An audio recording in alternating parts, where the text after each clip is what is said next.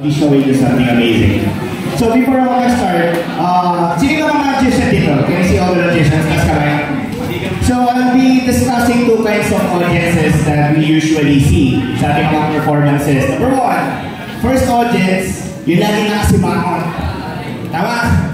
Lagi nakasimangon. They want to catch you. They want you to make a mistake and they want you to, they try to figure out what you're trying to do and they figure it, sinusolve nila. Mga freaking hecklers. Tama ulit.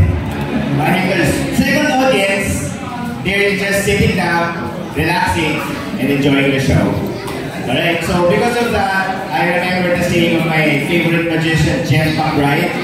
Sabi ni Jen McBride, magic is not a puzzle to be solved. It is a mystery to be enjoyed. So tonight, I hope that you will enjoy the mystery in magic that I will perform. Depende kung anong audience ka. Judges, can I go near you guys? Pwede mo lumapit? Yeah, so I'll be having one card, take off card here. I'll be putting it here. So yun po. So I have a prediction for tonight. Let's find out if the prediction will happen. Yes po. Can I have you as my first volunteer? If you're going to choose one card, lalagay ko lang ito dito so that it will not be from my body baka sabihin mo I'll be switching cards. Right? It's right in front of you. If you're going to choose one card and one card alone for tonight, what would that card be? Yeah. And? Ten of ano? Nothing in my sleeves, guys. I'll be rolling under 10 of hearts. Any particular reason why you chose the 10 of hearts? Alright, 10 of hearts. So I have here a deck of cards. How many cards do we have in one deck? We have 52. Alright, and in the 52 cards, ilan yung alas, ilan yung aces? We have 4 aces. Sa cards na ito, sa deck of cards, may 4 na aces facing up, and all the decks are facing down. Okay, lalagay ko siya one by one, and malalaki naman ito. Alright, so, you chose the game of for a specific reason. Right, hanapin natin yung mga aces. First ace.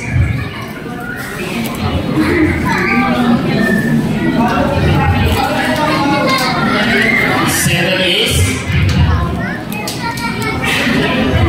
Third ace.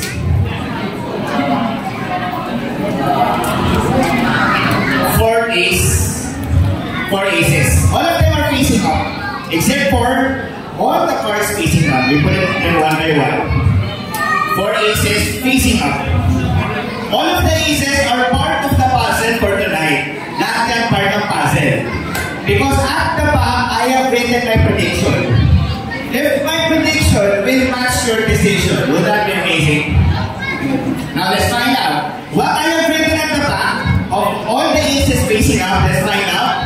I have written here the 10 of hearts. That is your chosen card. My prediction for tonight. Alright, since lahat of piece ng puzzle, puzzle 1, puzzle 2, puzzle 3, puzzle 4, and we have completed the puzzle, which is your chosen card, our prediction for tonight. And since we're going about puzzle, what is the most famous puzzle card in the whole world? It's the Rubik's Cube. I have here a Rubik's Cube.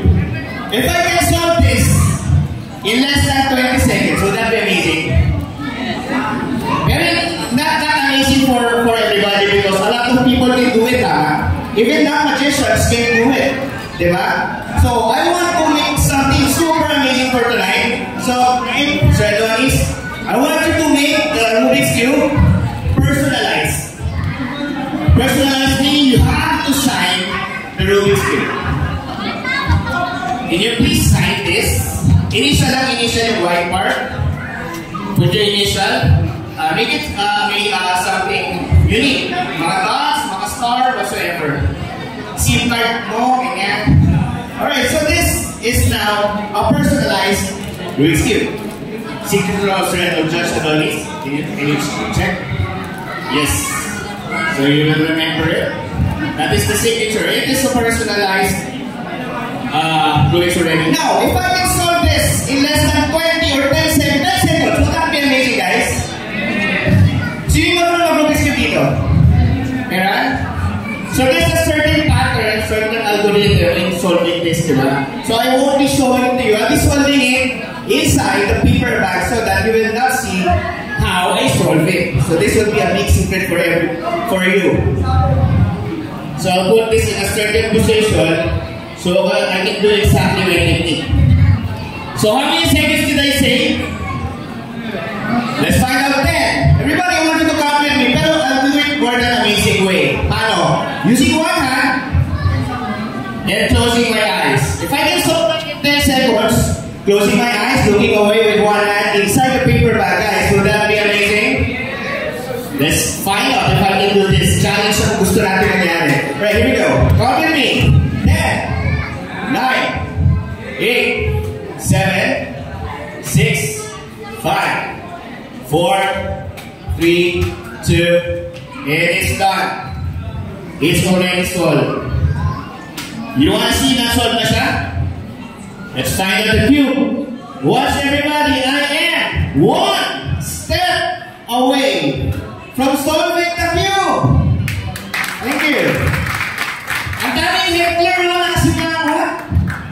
You're trying to figure out how I did it. Tama. Alam ko nasa isip ninyo. I know what you're thinking.